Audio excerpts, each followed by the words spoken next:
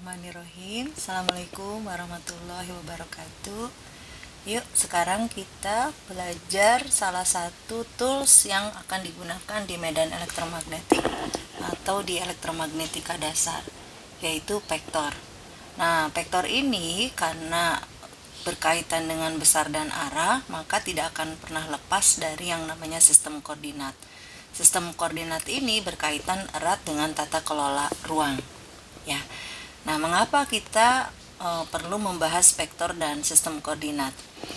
Elektromagnetika yang terdiri dari medan listrik dan medan magnet itu selain memiliki besar, juga memiliki arah. Sebagai contoh, gelombang elektromagnetik yang dipancarkan oleh sebuah antena BTS. Nah, antena BTS ini tentunya akan memancarkan gelombang elektromagnetik ke arah-arah tertentu. Ya, apakah itu ke user seperti itu ya. Nah, sedangkan antena yang menghasilkan gelombang elektromagnetik tadi yang dipancarkan ke ruang bebas itu terdiri dari medan listrik dan medan magnet, juga paduan dari medan listrik dan medan magnet yang menghasilkan energi dari gelombang elektromagnetik. Nah, tentunya setiap antena menghasilkan medan listrik dan medan magnet yang di samping besarnya juga variatif, arahnya pun juga bergantung kepada pengarahan dari antena tersebut. Sehingga kalau kita membahas tentang medan listrik, tentang medan magnet, bahkan gelombang elektromagnetik, maka tidak pernah lepas dari pembahasan tentang vektor dan sistem koordinat. Nah, vektor ini ada 3 jenis ya. Yang pertama adalah sistem koordinat kartesian. Kalian mungkin mengenalnya Kartesius ya. Nah, barangkali ketika SMA ini juga sudah kalian kenal ya. Namun umumnya kalau di SMA itu menggunakan sistem koordinat itu dalam 2 dimensi. Jadi kalau untuk kartesian misalnya ada X dan Y gitu ya. X untuk merepresentasikan sumbu horizontal, lalu Y untuk merepresentasikan sumbu vertikal. Nah, namun kalau kita berbicara gelombang elektromagnetik itu kan merambat atau berpropagasi, kita memberikan istilahnya di dalam sebuah ruang, ya di dalam suatu ruang, termasuk juga di ruang bebas, di udara terbuka gitu ya, di alam terbuka. Di alam terbuka itu kita asumsikan atau kita representasikan ada sebuah ruang yang besar yang berbentuk bola. Sehingga ada 3 kemungkinan gelombang elektromagnetik itu merambat di ruang yang berbentuk kotak gitu ya, yang nanti kita jabarkan dalam sistem koordinat kartesian. Lalu ada yang berbentuk tabung, contohnya misalnya, atau silinder ya, contohnya di kabel gitu ya. Misalnya gelombang elektromagnetik merambat dari sebuah sistem pemancar gitu ya, lalu dilewatkan melalui kabel koaksial misalnya ke antena. Nah, selama di kabel koaksial itu maka gelombang elektromagnetik merambat di ruang berbentuk silinder. Tentunya nanti medan listrik dan medan magnet akan dijabarkan dalam tata kelola ruang yang berbentuk silinder tadi atau tabung seperti itu. Demikian juga ketika masuk ke antena lalu dipancarkan ke ruang bebas. Nah, maka di situ terjadi perubahan gelombang elektromagnetik dari kabel yang mana tata kelola ruangnya adalah silinder lalu dipancarkan ke udara ke bola. Sehingga nanti lanjutan dari pembahasan ini kita akan belajar tentang transformasi vektor atau transformasi sistem koordinat. Ya, bagaimana nanti penerapannya gelombang elektromagnetik itu bisa jadi melewati kabel dulu gitu ya, baru kemudian dipancarkan ke ruang bebas, sehingga di situ kita perlu mentransformasikan dari sistem koordinat silinder ke bola. Demikian juga kalau misalnya di sistem antena penerima. Dari sistem antena penerima maka gelombang elektromagnetik dari ruang berbentuk bola yaitu ruang bebas tadi ke kabel ya, melalui antena ke kabel yang berbentuk silinder, sehingga terjadi transformasi dari bola ke silinder. Demikian juga dari kartesian ke silinder atau sebaliknya, itu memungkinkan terjadi di ranah gelombang elektromagnetik atau di elektromagnetika ya. Nah, untuk sistem koordinat silinder dan kartesian juga bola kita bahas dulu satu-satu ya. kita bahas dulu satu-satu. Tentunya yang paling simpel di sini adalah sistem koordinat kartesian, karena hanya terdiri dari tiga variabel. Sama sebetulnya di bola maupun silinder juga terdiri dari 3 variabel. Namun khusus untuk silinder dan bola, terutama di bola, dia sudah mengenal sudut. Ya, kalau di silinder juga sudah mengenal sudut, namun di bola ada 2 sudut, sedangkan di silinder hanya ada 1.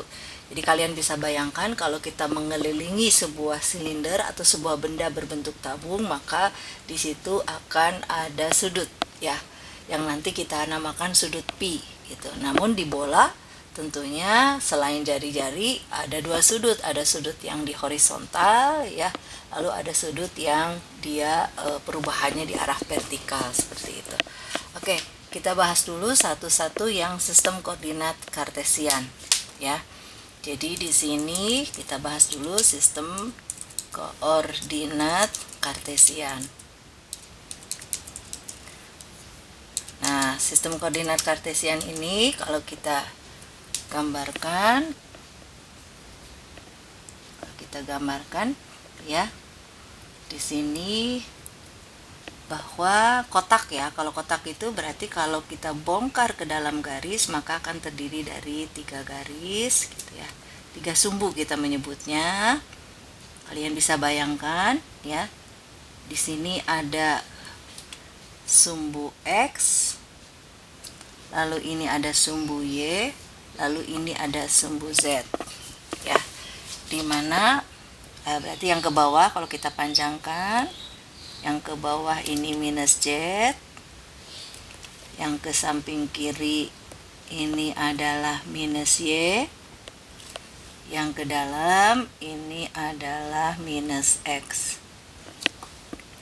Nah, kalau kita buat titik, ya, misalnya kita punya titik O, ya, maka O itu katakanlah X sama dengan 0, Y sama dengan 0, dan Z sama dengan 0. Nah, ini adalah titik pusat. Jadi ini kita sebut titik pusatnya. Titik pusat. Di mana itu titik pusat? Berarti di sini. Ini titik pusat, ya. Jadi di sini merupakan titik O, yang mana nilai X-nya 0, nilai Y-nya 0, dan nilai Z-nya 0. Jadi sistem koordinat dia punya 3 variabel atau 3 sumbu, ya, maaf, dalam ini tiga sumbu, yaitu yang pertama sumbu X yang dia membentang dari minus tak berhingga sampai dengan tak berhingga seperti itu. Lalu ada Y yang membentang dari minus tak berhingga, Y sampai tak berhingga. Lalu ada Z sama dari minus tak berhingga sampai tak berhingga seperti itu. Dan ketiganya baik X maupun Y maupun Z saling tegak lurus, di mana X tegak lurus Y. Di sini kita lihat bahwa X tegak lurus Y gitu, ya. Jadi ini membentuk sudut 90 derajat, ya. Ini sudutnya 90 derajat di sini. Kemudian X dengan Z juga membentuk sudut 90 derajat. Ini, ya. Ini membentuk sudut 90 derajat. Dan Y dengan Z juga saling tegak lurus membentuk sudut 90 derajat. Jadi kita punya 3 sumbu yang saling tegak lurus. Nah, kaitannya dengan vektor, maka vektor itu kalau kita misalnya menuliskan A vektor, nah, maka A vektor ini kalau dalam sistem koordinat kartesian kita uraikan menjadi seperti ini. Ada AX besar gitu, ya. Vektor satuannya AX. Nah, di sini ada vektor satuan seperti itu. Lalu kalau lengkap berarti ada AY ditambah AY, ya, diberi vektor satuan AY. Lalu ada AZ diberi vektor satuan AZ. Jadi apa itu AX? AX ini berarti, ya, ini adalah panjang vektor A. Panjang vektor A di arah X. di arah X. Nah, selanjutnya berarti AY dan AZ ini juga adalah panjang vektor A di arah Y. AY ya, panjang vektor A di arah Y, dan yang terakhir itu adalah AZ, ini panjang vektor A di arah Z. Panjang vektor A di arah Z.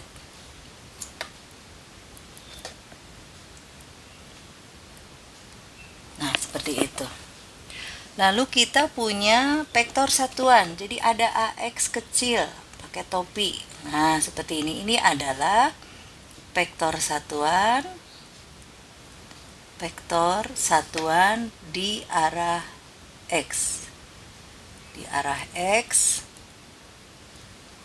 Nah, kalau berbicara vektor satuan, maka panjang vektor satuan, nah kalau panjang itu biasanya disimbolkan begini. Panjang gitu ya, vektor satuan. Vektor satuan. Kalau misalnya di sini vektor satuan AX, berarti kita simbolkannya begini. Tanda mutlak AX ini besarnya 1. Ya, kenapa 1? Karena disebutnya vektor satuan, artinya panjang vektor tersebut adalah 1 ya. Lalu ada AY. Nah, AY juga sama. AY juga ini adalah vektor satuan di arah Y,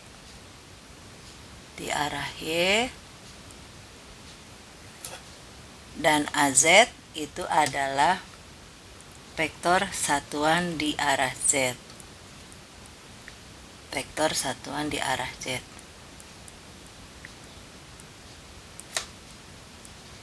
Yang mana baik AY, AZ maupun AX ya, panjangnya berarti AX, panjang AX atau tanda mutlaknya itu sama dengan tanda mutlak vektor satuan AY, sama dengan tanda mutlak vektor satuan AZ, sama dengan 1. Jadi panjangnya vektor satuan itu adalah 1. Satunya satu apa? Satu satuan. Bisa 1 mili, bisa 1 senti, bisa 1 meter, dan lain-lain. Yang penting satuan panjang. Ya.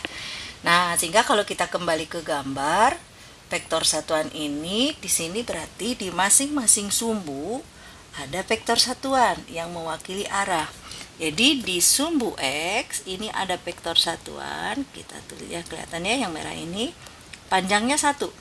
Jadi ini panjangnya 1, yang kita simbolkan di sini AX topi. Gitu ya, ini adalah vektor satuan di arah sumbu X. Lalu di arah Y juga sama, ada vektor satuan di arah Y yang panjangnya 1, kita simbolkan di sini AY topi, gitu ya. Dan di Z juga kita ada vektor satuan di arah Z yang kita simbolkan AZ topi. Dan kita lihat di sini vektor satuan AX itu tegak lurus vektor satuan AY dan tegak lurus vektor satuan AZ. Jadi kita boleh menuliskan bahwa vektor satuan AX di sini tegak lurus vektor satuan AY dan tegak lurus vektor satuan AZ. Seperti itu. Oke. Nah, sekarang kita berlatih membuat vektor dalam sistem koordinat kartesian, ya. Nah, misalnya kita gambar lagi ya di sini. Kita gambar. Oke. Seperti ini. Ini sumbu Z, misalnya ya, ini sumbu X, yang ini sumbu Y. Nah, kita punya katakanlah titik A. Titik A itu kita sebut saja 1,0,0. Ya, berarti di sini X-nya sama dengan 0, Y-nya sama dengan 0, maaf, X-nya sama dengan 1 ya, maaf, keliru Ibu. X-nya sama dengan 1, Y-nya sama dengan 0, dan Z-nya sama dengan 0. Di mana kita plot di sistem koordinat kartesian ini? Nah, coba kita lihat di sini. Ya. Jadi dari pusat koordinat itu kalian melangkah satu langkah ke sumbu X. Misalnya di sini ini 1. Ya. Nah, maka di sini ada titik A. Ini ada titik A. Gitu. Nah, vektor sering direpresentasikan dengan anak panah. Jadi kalau vektor itu misalnya kita representasikan dengan anak panah seperti ini. Katakanlah ini vektor A. Ya. Nah, jadi nanti jarak dari ujung ini ke ujung ini adalah panjang vektor A yang kita sebut A tanda mutlak. Nah, ini adalah panjang vektornya. Lalu kalau misalnya ini ke arah X, berarti nanti A ini akan dijabarkan dalam vektor satuan AX, seperti itu. Kalau ini katakanlah panjangnya 4, maka kita tuliskan vektor A itu sama dengan 4, lalu diberi vektor satuan AX, gitu ya. Artinya panjang vektor A di arah X itu adalah 4, seperti itu. Sehingga kita menulisnya 4 AX. AX-nya AX kecil dikasih tanda topi yang menunjukkan vektor satuan, ya. Nah, kalau kita kembali ke gambar ini, vektor A itu kita bisa membuat vektor. Membuat vektor antara dua titik, ya, yaitu dari pusat koordinat ke titik A. Jadi kalau ada vektor yang berawal dari pusat koordinat ke titik A, ya, ke sini. Nah, ini kita kasih anak panah, ya. Maka ini adalah A vektor. Yang mana jadi dari pusat koordinat. Jadi kalau vektor itu ada titik awalnya lalu titik akhirnya di mana. Jadi yang disebut dengan vektor A, jadi kita bisa membuat vektor dari dua buah titik, ya. Dari buah titik, yaitu dari vektor A, maksudnya dari titik pusat ke titik A, ya, vektor yang berawal dari titik pusat ke titik A, seperti itu. Jadi kita menuliskannya nanti vektor A sama dengan AX, seperti itu. Gitu ya. Nah, sekarang kita belajar dulu bagaimana membuat titik, ya. Bagaimana membuat titik di sistem koordinat kartesian. Kita membuat titik di sistem koordinat kartesian. Kita gambarkan lagi. Saya seperti ini, ya. Ini adalah X, yang ini Z, yang ini Y. Ini tadi titik O, ya. Ini titik O. Yang mana dijabarkan 0,0,0, ya. Kita ingin membuat titik B. Yang mana titik B ini adalah 1, minus 3,2. Nah, maka di sini X-nya sama dengan 1, Y-nya sama dengan minus 3, dan Z-nya sama dengan 2. Nah, yuk kita plot ya. Jadi, dari dari pusat koordinat, kita melangkah dulu satu satuan ke sumbu X, satu satuan. Oke, sampai di situ. Kemudian kita melangkah ke arah minus Y. 3 langkah. Oke, kita buat dulu, kita panjangkan.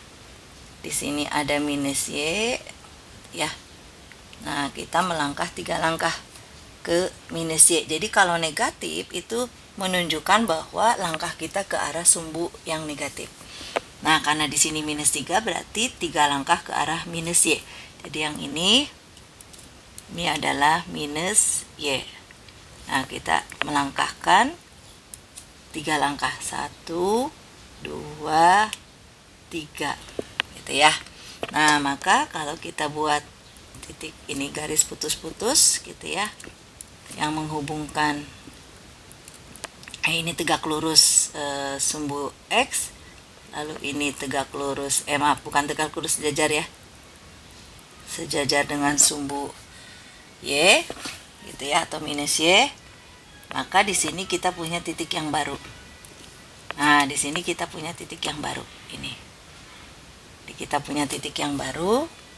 Yang kita sebut saja ini adalah A aksen. A aksen. Di mana A aksennya kita uraikan titiknya berarti X-nya sama dengan 1, ini 1 ya. Lalu di sini 3 gitu ya. 3 ini minus 3 berarti kenapa? Karena dia ke arah minus Y ya. Berarti di situ 1, minus 3, tapi Z-nya masih di posisi 0, berarti 0 ya. Ya kan? Gitu ya. Karena dia berada di lantai. Berarti titik A aksen itu adalah 1, minus 3,0. Nah, kita bisa membuat vektor yang berawal dari pusat koordinat menuju ke titik A aksen. Jadi, berawal dari pusat koordinat menuju ke titik A aksen. Nah, seperti ini. Ini sebut saja A aksen vektor. Ya, jadi A aksen vektor itu kita kasih anak panah ya simbolnya ya. Jadi kalau vektor itu kasih anak panah, kalau vektor satuan kita kasih topi. Jadi A aksen itu adalah A aksen vektor adalah vektor yang berawal dari pusat koordinat menuju ke titik A aksen. Nah, kita uraikannya seperti apa? Jadi kalau kita misalnya mau membuat vektor begini. Jadi vektor A aksen gitu ya. Titik tujuan dikurangi titik asal. Titik tujuan dikurangi titik asal. Nah, titik tujuannya itu adalah A aksen, yang mana aksennya ini. Gitu. Sedangkan titik asalnya adalah titik O, yang mana titik O-nya ini. Berarti di titik tujuan X-nya sama dengan 1, di titik asal X-nya sama dengan 0. Sehingga di sini untuk bagian X 1 min 0, vektor satuannya AX ya. Jadi tujuan dikurangi asal ditambah tujuan di Y itu adalah minus 3, sedangkan asal di Y itu adalah 0. Berarti minus 3 kurangi 0, vektor satuannya AY ditambah 0 dikurangi 0, vektor satuannya AZ. Sehingga A vektor aksen itu sama dengan AX min 3AY. Nah, kita menulisnya AX min 3AY. Jadi, vektor A aksen yang kita lihat di gambar ini, kita uraikan AX min 3AY. Nah, kalau kita uraikan yang AX ini sebetulnya di sini ada A aksen X gitu ya. Tapi berarti di situ A aksen X-nya sama dengan 1. Nah, seperti itu. Jadi nggak usah kita tuliskan. Ini kita hapus ya. Jadi di sini A aksen X-nya sama dengan 1.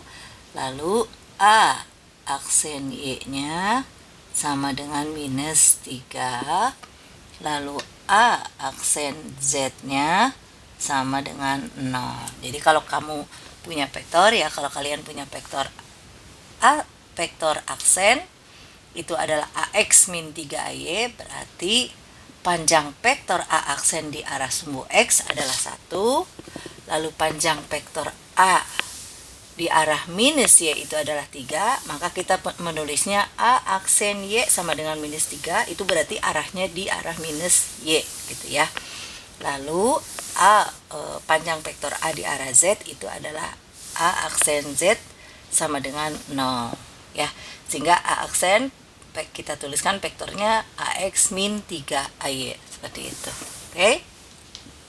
Nah, lalu berapa panjang vektor ini? Panjang vektor dari A aksen, jadi jarak dari pusat koordinat ke titik A aksen. Nah, tinggal dari sini ini 1 kuadrat, lalu berarti akar ya, ini terjadi dalil Pitagoras ya, berarti akar dari 1 kuadrat ditambah yang ke kanan, yang ke kiri ya. Yang ke kiri adalah minus 3 kuadrat. Sehingga dari sini panjang vektor A aksen, jadi A aksen tanda mutlak ini ya, ini adalah akar dari itu adalah, kalau mau rumus umum berarti kan AX aksen dikuadratkan ditambah AY aksen dikuadratkan ditambah AZ aksen dikuadratkan.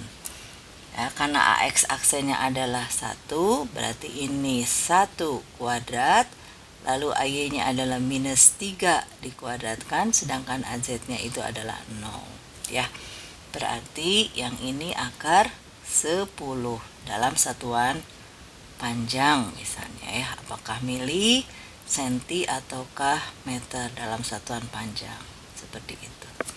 Nah, ini adalah vektor satuan ya, panjang dari ini adalah panjang dari vektor A aksen ya, panjang dari vektor A aksen. Nah, kalau kita lihat lagi ke gambar sini, di vektor A aksen, yaitu vektor yang berawal dari pusat koordinat ke titik A aksen, di sini ada vektor satuan. Nah, di sini tuh ada vektor satuan nih ya, yang mewakili arah dari vektor A aksen, panjangnya 1. Kita simbolkan A kecil, A aksen, topi. Jadi A kecil, A aksen, topi itu ya, itu adalah vektor satuan yang mewakili vektor A aksen. Gitu ya. Jadi di sini kita ada sebuah tambahan rumus, berarti A aksen itu topi itu adalah vektor satuan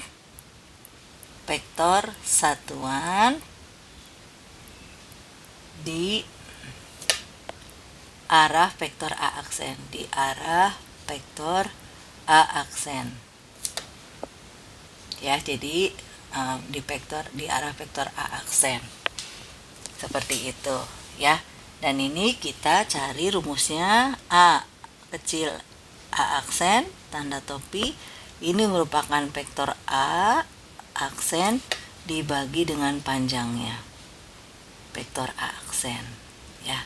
Sehingga tadi kalau vektor A aksen itu kita uraikan AX min 3 AY, berarti dibagi dengan akar 10 ya.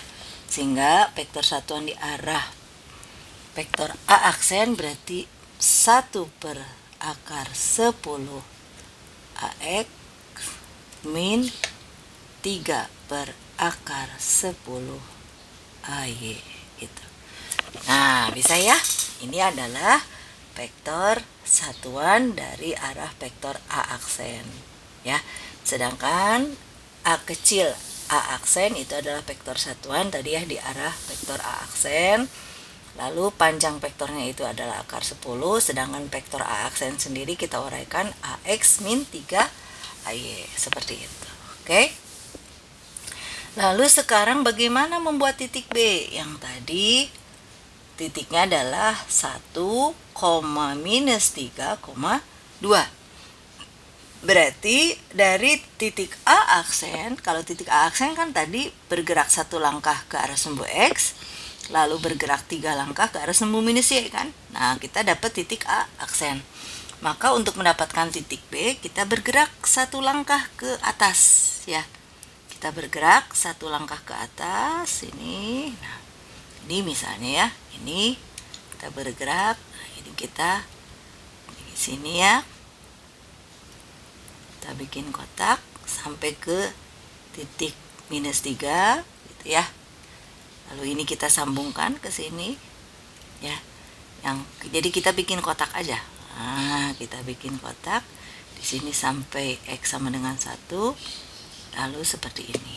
Nah, jadi yang mana titik B?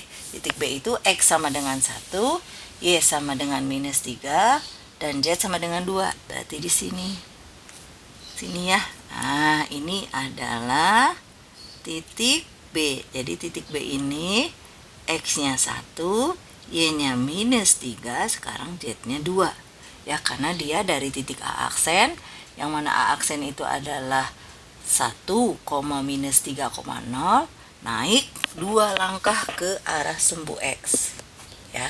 Maaf, naik 2 langkah ya. Ini ibu malah 1 langkah. Oke, jadi ini keliru nih. Ini naik. Oke, atau kita ganti saja ya. Yang ininya jadi 1 aja deh. Ya, jadi B-nya kita ganti saja jadi 1. Ya, jadi di sini Z-nya 1 aja ya. Berarti yang ini 1 supaya tidak mengubah gambar ya. Maaf ibu keliru. Dan di sini kita hapus, ini adalah 1 ya, karena dia satu langkah ke atas ke arah sumbu Z, berarti 1 satuan. Nah, ini adalah 1. Jadi titik ini adalah titik 1. Seperti itu. Bisa ya? Oke. Nah, di vektor B kita bisa membuat vektor B, yaitu vektor B itu yang berawal dari pusat koordinat menuju ke titik B. Berarti kita bikin vektor yang berawal dari pusat koordinat ke titik B. Titik B ke sini. Nah, berarti ke diagonalnya ya. Nah, seperti itu. Kita buat titik vektor B gitu ya, atau B vektor. Nah, berarti B vektor ini kita uraikan. Oke, kita ke bawah ya. Jadi B vektor ini kita uraikan. Tadi ingat ya, B vektor berarti vektor yang dibangun oleh pusat koordinat, jadi atau diawali dari pusat koordinat menuju ke titik B. Titik B tadi itu adalah 1, minus 3,1 ya. Ibu udah ubah yang Z-nya jadi 1 gitu ya, bukan 2. Jadi di sini vektor B itu adalah 1 ini adalah tujuan, titik tujuan, kan titik tujuannya adalah titik B ya kalau digambar ya. Nah, titik B ini kan 1, minus 3,1. Berarti titik tujuannya untuk X-nya 1, untuk Y-nya minus 3, dan untuk Z-nya 1. Sedangkan titik asalnya 0,0,0. Berarti di sini vektor B adalah 1 min 0 diberi vektor satuan AX ditambah minus 3 min 0 diberi vektor satuan AY ditambah yang Z-nya adalah 1 min 0 vektor satuan AZ. Sehingga B vektor itu sama dengan AX min 3AY min AZ. Nah, di vektor B yang tadi kita gambarkan berawal dari pusat koordinat ke titik B, itu ada panjangnya kan, berapa panjang vektor B dan berapa vektor satuan di arah vektor B. Jadi di sini ada vektor satuan di arah vektor B. Nah, jadi dari pusat koordinat ini ke arah vektor B itu ada vektor satuan yang kita tuliskan A kecil, B tanda topi. Nah, jadi kita hitung dulu ya. Panjang vektor B atau tanah mutlaknya dari vektor B ini adalah akar dari 1 kuadrat ditambah minus 3 kuadrat ditambah min 1 kuadrat. Kenapa? Karena di dalam vektor B kita punya Bx sama dengan 1, lalu By sama dengan min 3, lalu Bz sama dengan 1. Jadi panjang vektor B di arah X yang ini adalah 1, lalu panjang vektor B di arah Y adalah minus 3, sebetulnya ini adalah panjangnya 3 tapi di arah minus Y, lalu yang ini panjang vektor B di arah Z sebetulnya 1 tapi arahnya ke arah minus Z ya, sehingga panjang vektor B itu sendiri akar dari komponen-komponen panjang di X, Y, dan di Z. Jadi akar dari 1 kuadrat ditambah minus 3 kuadrat ditambah minus 1 kuadrat gitu ya, atau sama dengan di sini 1 ditambah 9 ditambah 1 berarti akar 11 ya. Akar 11 di sini. Lalu panjang vektor B sudah diketahui, maka vektor satuan di arah vektor B ini kita tuliskan B vektor dibagi dengan panjangnya, maka ini kita uraikan menjadi 1 per akar 11 vektor satuannya AX min 3 per akar 11 vektor satuannya AY min 1 per akar 11 vektor satuannya AZ. Nah, ini adalah vektor satuan dari arah vektor B seperti itu. Oke, biar tidak panjang kita stop dulu, nanti kita lanjutkan.